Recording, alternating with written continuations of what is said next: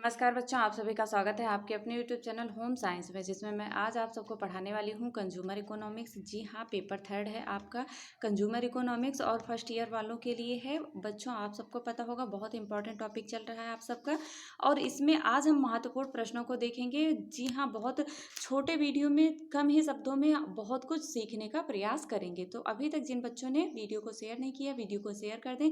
जिन्होंने चैनल को सब्सक्राइब नहीं किया, चैनल को सब्सक्राइब कर लें। देखते हैं, आगे बढ़ते हैं बच्चों। क्या है हमारा आज का प्रश्न?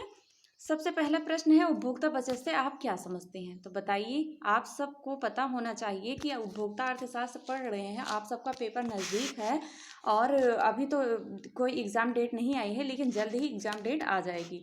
तो आप सबका पेपर नज़दीक है, तो बच्चों आपको इतना ज्ञात होना चाहिए उपभोक्ता बचत होता क्या है।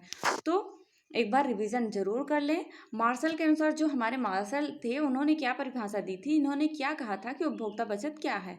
इन्होंने कहा था कि किसी वस्तु को बिना प्राप्त किए, जब कोई वस्तु है उसे बिना प्राप्त किए हुए रहने की अपेक्षा वह मूल्य जो एक व्यक्ति उस वस्तु के लिए देने के लिए तैयार रहता है और जो मूल्य वह वास्तव में देता है, उन दोनों का अंतर ही उपभोक्ता की बचत कहलाती है। क्या कहलाती है? उपभोक्ता की बचत कहलाती है। जो एक व्यक्ति है, वस्तु को खरीद रहा है और उस वस्तु की खरीद के लिए मूल्य दे रहा है, जो मूल्य दे रहा है वास्तव में, अगर कहा जाए कि जैसे आप कुछ पदार्थ को खरीद रहे हैं, या मान लीजिए सब्जी खरीद रहे हैं, तो आपके हिसाब से उस सब्जी का कितना महत्व है? बहुत महत्व है।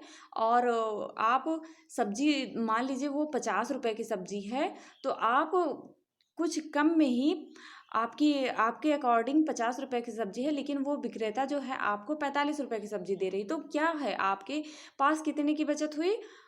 कितने की? 5 रुपए की। तो यही हमारा उपभोक्ता की बचत कहलाता है। नेक्स्ट है बच्चों, मांग का नियम से आप क्या समझती हैं? बताइए, मांग के नियम से आप क्या समझती हैं? तो जो किसी वस्तु की मांग तथा उसके निर्धारक तत्वों के बीच फलनात्मक संबंध की व्याख्या मांग के नियम के नाम से जानी जाती है। जो कोई वस्तु है उसमें उतार चढ़ाव होता रहता है, और वही जो निर्धारक तत्व होता है वस्तु की मांग की, वही फलनात्मक संबंध जो होता है, वही क्या होता है? मांग का नियम कहा जाता है। किसी वस्तु की मांग उस वस्तु के मूल्य, अन्य वस्तुओं के मूल्य जिससे मांग प्रभावित हो सकती है। जैसे कोई वस्तु है, आप उसकी मांग देखिए और अन्य वस्तुओं की मांग से क्या होगा? मूल्य को प्रभावित, मूल्य जो होता है उसकी मांग को प्रभावित किया जा सकता है, हो सकता है। और उपभोक्ता की आय तथा उपभोक्ता की रुचि पर निर्भर करती है। उपभोक्ता जो है उसकी आय और उसकी रुचि पर निर्भर करती है कि वह क्या डिमांड करेगा, किस चीज़ की मांग करेगा, किस वस्तु की मांग करेगा। तो इसलिए वस्तु की मांग तथा इसके निर्धारक तत्वों के बीच फलनात्मक संबंध का अध्ययन मांग के नियम का उद्देश्य बताता है। तो आई होप आप सब समझ में आया होगा आप सबको कि मांग का नियम होता क्या है। नेक्स्ट है बच्चों, उपभोक्ता की संस्थिति से क्या आशय है? बताइए, जो उपभोक्ता होता है उसकी संस्थिति से क्या आशय है? देखते हैं क्या है। यह उपभोक्ता एक विवेकपूर्ण उपभोक्ता है। यह कौन सा उपभोक्ता होता है? एक विवेकपूर्ण उपभोक्ता होता है, जिसके अंदर बहुत विवेक शक्ति होती है।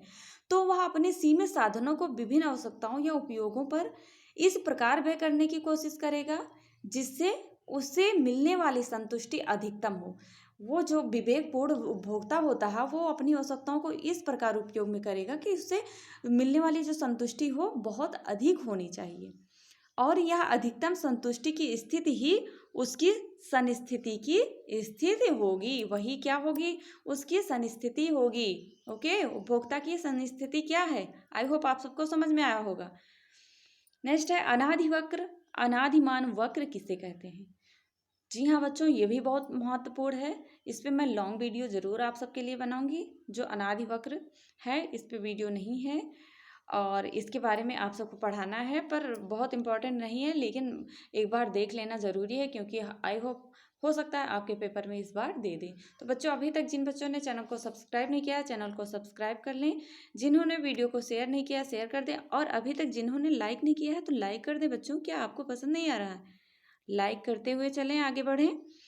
दो या दो से अधिक वस्तुओं के ऐसे संयोगों या उगमों को प्रदर्शित करने वाला वक्र जिससे उपभोक्ता को समान संतुष्टि प्राप्त हो।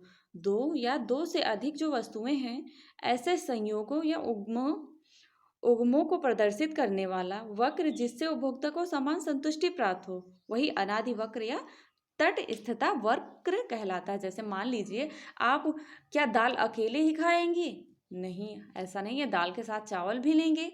तो यही क्या है, हमारा अनादि वक्र के साथ सम्मुख आता है, अर्थात ये दोनों का संयोग युग्म प्रदर्शित करता है। दाल और चावल को दोनों को साथ में ही यूज किया जाता है। तो यही हमारा अनादिमान वक्र होता है। तो आई होप आप सबको समझ में आया होगा। मिलते हैं नेक्स्ट वीडियो में नेक्स्ट टॉपिक के साथ। तब तक के लिए जय माता रानी।